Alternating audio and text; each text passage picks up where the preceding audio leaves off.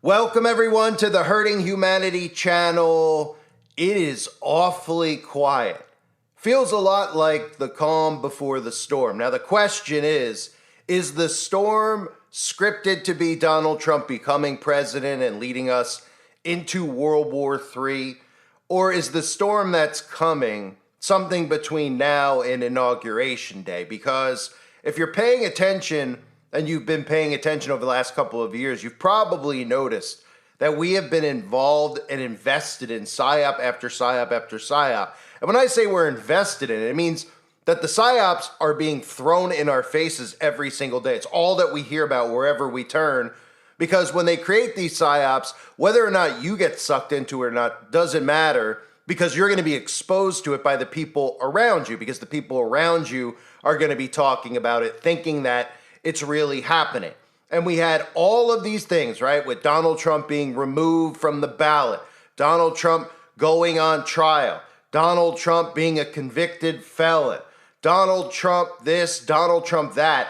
And now that Donald Trump has been selected to be the president, all of a sudden we don't hear or see any government staged riots or protests. We don't hear government officials saying they demand a recount. We're supposed to believe that the quote-unquote Democratic Party is just laying down all of a sudden and nobody out there is suspicious that something bigger is coming. Now, again, it could be something before he's inaugurated, and if it's not, it tells us that Donald Trump going in as president of the United States is and has been the plan all along to bring America's to its knees, because then they can blame all of the conservatives, all of the Christians, and all of the people and say it was the will of the people to put this man in power. We warned you. The celebrities warned you. All of these people on television who know about the world, who are fake media reporters and journalists, we warned you, and still you voted him in, and now America's getting what it deserves. It's going into World War III. Civilians are getting stripped of their rights. Maybe even possibly we'll see what they call in the wrestling world a Donald Trump heel turn, when he'll turn on all of his followers, all of his MAGA supporters, and tell them he was the snake from the beginning. That's very, very possible. But also what is possible is something happening before the inauguration, which I talked about in a previous video. And I thought it was pretty suspicious that Time Magazine already has a cover of Donald Trump, but they put the words President-elect Donald Trump. Now, is he currently President-elect? Well, I mean, it depends on how you view all this stuff. I call it President-select because the people didn't really elect him, and the people aren't really electing anyone. They're selecting who's going to be the president, and maybe a large majority of the people want him to be president, but still, he's selected to go about with the New World Order's plans. But president-elect is a person who's been elected president who has not yet taken office. So there's truth to that.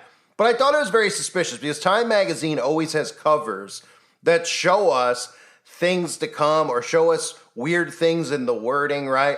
And to have it say president-elect, even though Donald Trump has been the president before, I thought was a little bit suspicious. It stood out to me because you don't often see a magazine cover say president-elect. It would say the next president of the United States, Donald Trump. So they want you to remember that he's only president-elect because everybody knows that the term president-elect means he was elected, but he ain't the president just yet.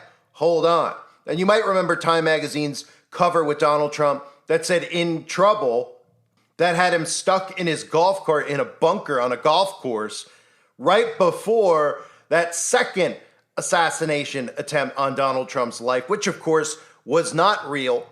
And I've mentioned it so many times, when you feel and see all this stuff going on, it's very easy, even if you're aware of the psychosis, to feel kind of drawn in and say, okay, maybe they'll leave us alone for a little while. Maybe I'm wrong. Maybe we really do elect the president. And just remind yourself, if you feel like you're getting sucked in and you're saying to yourself, well, it's the lesser of two evils, I'd rather have Donald Trump as president than Kamala Harris. Maybe we'll have lower prices at the grocery store, those types of things that can automatically, because we're in a psychosis here. If you follow the news, you follow any of this stuff, it can automatically obviously affect you and make you say, fine, I'd rather have that. I'm already worn out and I'm exhausted from all this stuff.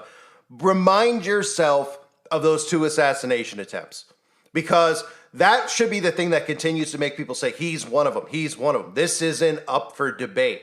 Okay, they would never have missed the attempt on his life. And all of the things that they have done out in the open, which have martyred him, which have gained him more support, have been done by design, right? So we have the Time magazine cover now, and we had the In Trouble Time magazine. And then remember, we had the January 6th committee. These are all things that have happened over the last year or two, right? The tracking states' efforts to remove Trump from the ballot. Remember all the states that were blocking him from the ballot? And then the Supreme Court restored Trump being on the ballot. Trump was he's still supposed to be sentenced, but now supposedly he won't be sentenced, right? The first convicted felon president of the United States. Now all of a sudden this guy Jack Smith, this actor, is winding down prosecutions against Trump. Wouldn't they be ramping up their efforts if this was real? If this was actually real, okay? And these people really wanted to imprison him. He was really going to go after the deep state and expose all this stuff. Why would they stop now? Why all of a sudden have things gotten so calm? But month after month after month after day after hour, every story over the last 4 years has been about keeping him out of office. And now we don't even have questions about the outcome of the election. In 2016, we did. In 2016, we had Hillary Clinton and Trump and all this Russian collusion talk, right? Don't you think they would be going forward with the criminal prosecution saying, wait a minute, there's still a chance Trump won't be president because there's a chance that he's going to end up in prison or he'll be president from jail, or we could do this or we could do that, right? Or how about this with Jamie Raskin? If you're not familiar with this guy, this summarizes how fake we all know and should know elections actually are. This guy from the Maryland district continues, and it's the same with all of them. You look at these guys like Schumer, right? Pelosi, all these people over the years. There's no way anyone is continually reelecting these people. Okay? There's no way. And this guy got 80% of the reported vote. This guy is one of the biggest clowns that we've ever seen in Congress. And somehow we're supposed to believe that it's the people who keep putting him in power. It's not rigged/fake.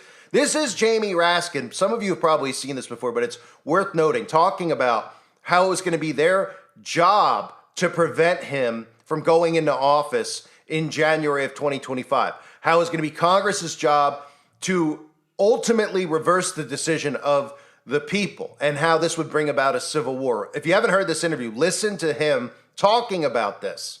I was most worried about the Supreme Court's prospective imminent abdication of its very clear duty to disqualify Donald Trump from the ballot under Section 3 of the 14th Amendment, and what that might mean if their decision says that it's really up to Congress on January 5th or January 6th, 2025, to disqualify him at the counting of the Electoral College votes, which really could lead to something akin to civil war, if that's what the suggestion is, which is what I think I heard when I went to the oral argument, that they themselves were unwilling to rule whether or not the Colorado Supreme Court was correct in finding that he had engaged in insurrection on January 6, 2021. So, but that was just last night. We got to play defense and offense in 2024. The right to vote is under attack in very specific ways in lots of states, especially in some of the deep South states, especially in Florida, which I just returned from. There's just unbelievable stuff going on there. Like if you have to send a mail-in ballot or absentee ballot, you have to have you can only have it taken to the mailbox or the polls by a member of your nuclear family who lives with you. Okay, so there's just a million traps for the unwary that are being set across the country. But at the same time, we do have to get on offense for the articulation of a constitutional right to vote that's meaningful for everybody in the country, the millions of people who are left out and disenfranchised, and for everybody whose right to vote is rendered vulnerable by this Supreme Court. And it's, I like very much the point that both Sherilyn and Rick have been making about the Supreme Court. I mean, we've got to remember that for the vast majority of American history, the Supreme Court has not been a friend to the people. It has been overwhelmingly in a reactionary or conservative mode. I mean, all the way up until the Civil War, what did the Supreme Court ever do for enslaved people in our country? Absolutely nothing other than cement their status in the Dred Scott decision, saying that African Americans had no rights that the white man was bound to respect. And then after the Civil War, even after the Reconstruction Amendments in 1896 in Plessy versus Ferguson, constitutionalizing Jim Crow. And then it's not until the Warren Court for a couple of decades with the white primary cases and Brown versus Board where you get a different kind of Supreme Court on the side of the freedoms and equality of the American people. But the court is not going to save us. And so that means the only thing that really works is people in motion amending the Constitution. But again, it's necessary, but it's not sufficient because what can be put into the Constitution can slip away from you very quickly. And the greatest example going on right now before our very eyes is Section 3 of the 14th Amendment, which they're just disappearing with a magic wand, as if it doesn't exist, even though it could not be clearer what it's stating. And so, they want to kick it to Congress. So it's going to be up to us on January 6, 2025 to tell the rampaging Trump mobs that he's disqualified. And then we need bodyguards for everybody in Civil War conditions, all because the 9 justices, not all of them, but these justices who have not many cases to look at every year, not that much work to do, a huge staff, great protection, simply do not want to do their job and interpret what the great 14th Amendment means. And I'm glad that Sherilyn's creating her new center so we can bring that back to life. So that's definitely something people should still be paying attention to, right? So we're supposed to believe he was saying that months and months ago, and now he's conceding. Now the people in Congress who have done all these committees and all of these sham trials to gaslight the American people, now all of a sudden they're just stepping aside. Now all of a sudden they don't care that Donald Trump is going to be president because they believe in democracy. Well, they didn't believe in 2016 because they said that the election was rigged then. Just like conservatives in 2020 said it was rigged. So now all of a sudden, all the stuff that they've done, they're just waving a white flag, right? It's awfully quiet out there in the mainstream. So it is awfully quiet out there, which should make people very hesitant that something bigger is going to come, because that saying, the quiet before the storm, is true. And this is, for the way the media operates now, this is way too calm. This is way too silent. They should be gaslighting. They should be getting on the Democrats out there telling them that the election was rigged and that there's missing ballots. And where are all these stories about ballot boxes being set on fire that we heard leading up to the election? Where's the, the guy, what did I call him? The election box killer, the guy who was mysteriously, his license plate wasn't showing up on any cameras and he was just blowing up election boxes, and he had a background in metal, so he knew how to burn through. I mean, the stories that were out there were unbelievable. And now you hear nothing. Now you hear zilch. You don't even hear them trying to create psyops to plant seeds of doubt in the American people, right? Why is that? Nobody out there is suspicious about it. This is a media and a government that every single day spends every single second they have in a gaslighting us. Now what you're hearing is them saying, this is the will of the people. We believe in democracy. This is what they wanted, which could mean one of two things: that something's coming before Inauguration Day, or the plan all along was for Donald Trump to be the last president and to sabotage, be the one who sabotages America and brings them to their knees, the one who brings us into World War III. Because don't forget that narrative with Putin that's out there. Putin wasn't thrilled about Trump, that all of a sudden they're not best buddies. The narratives that are out there about Ukraine, the narratives that are out there about China, and of course, most importantly, the narrative of Israel and Iran, and how Trump will bring peace one way or the other. And Trump is directly aligned with Israel. And who else is aligned with Israel? The 501c3 churches that don't ever address the state of Israel versus Israel, God's people. They never address it. So everybody out there in their congregations who are getting taught this automatically are supporting Israel. They don't ever talk about the book of Revelation and the synagogue of Satan, ever, right? So there are many things that could occur between now and Inauguration Day, but it's so quiet. People out there should be thinking to themselves, this is really, really, really weird, because they never leave us alone. They never stop with the psychological hours. They never take a second out of their day to not try to manipulate us or work us. And the narrative that's really floating around is conceding, that the Democrats have conceded. But all this time, for all these years, while they already had a Democrat in power, all we heard about was that Donald Trump, we got to stop him, we got to stop him. Is that for them so that they can come out and say, look, we told you so. we told you so, even though Trump is one of them, and they're trying to sabotage America and sabotage the infrastructure so that they can say that they told everybody so and that they can blame the Christian conservatives in this country when America comes to its knees? Or is it because they have something planned before Inauguration Day that would really bring about a civil war? Because one way or the other, and with all the narratives that are out there, the Civil War narrative is one that they've harped on so heavy over the last 10 years. They pushed it so heavy to make it like, if you believe this and your neighbor believes that, you can't even live near each other. And if somehow the Dems, the Democrats, whatever you want, the communists, take out Donald Trump, which would all be fake, he'd be getting sent on vacation, civil war would ensue. Because if the government came out and said, look, now we're going to select who the next president is, we have to have re-elections, we could put everything on pause and keep Biden in power, Biden could resign and Kamala could become president, the conservatives will go absolutely AWOL. They will separate. That will cause this country to separate into red and blue states because they're not going to deal with it now, especially after being told that they won. Something catastrophic has to happen, and it's coming. Everybody out there should be able to feel it. Is it Jamie Raskin's narrative about the government themselves without even doing a fake assassination attempt, potentially interfering? Because remember, December 17th matters. December 17th, where they do the Electoral College, that matters. Nothing is official until they do that.